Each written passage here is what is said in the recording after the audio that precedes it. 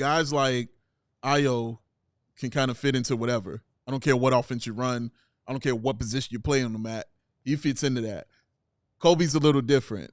He's got to know the role that he's going to be fitting into and then be there for a little bit and so he can get comfortable and get acclimated to it. So usually it isn't what I'm just going by what we've seen for the past few years. It hasn't been that point guard position for him. It's because he's more of a scoring guy. He's not more of a facilitating point guard.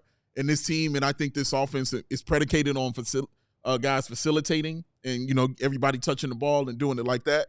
So when you're doing that and you walk away with 1 assist and you're the point guard, yeah, that's not his thing. He's the spot-up shooter. He likes getting that shot. He likes creating his own shot. Yeah. Because he can definitely do that. He can create out of that, kind of like a Russell Westbrook would. Right. But he's not that pass-first guy. And I'm not saying like that's a detriment at all. I'm just telling you what it is.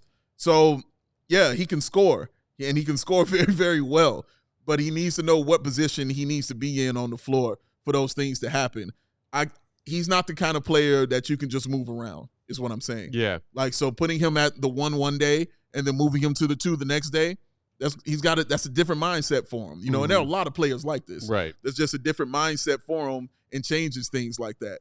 Everybody can't be an Ayo Dosunmu and just put me out there, coach. I'll figure it out. It's not like that. And look, I mean, I'm not saying that I have heard Coby say this. Okay. But if I try and put myself in Coby's shoes, and I feel like this may have come up before. Okay. This offseason.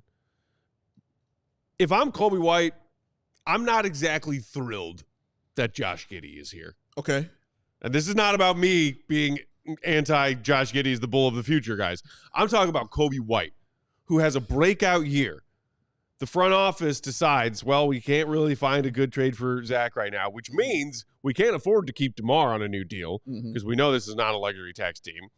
So we got to move on from DeMar. We'll keep trying to make some of these other trades. We're going to trade Caruso. We're going to steer Younger. And Coby, if I'm him, I have a mindset of, all right, no, this is my team now. Yeah. I'm Coby, MF, and White. And yes, Zach is still here, but the plan is to find Zach a new home. Yeah. This is my team. Yeah. Because of the season I just had, this is my team. And the Bulls make that Caruso for Giddey trade, and now they're running this kind of offense. And, like, the ball is not in his hands. Like you just said, take him from 1, take it and move him to 2, and it messes with his brain or whatever. If I'm Coby White, I'm like, there's a part of me that is very displeased with the moves that have been made roster-wise and the style of ball that they're playing, because it is not allowing Coby to be the version of Coby that Coby wants to be. I mean, that's a fair point. I think Again, entirely conjecture. That's like, if I was Coby, that's how I would feel. We all silly like the mayor.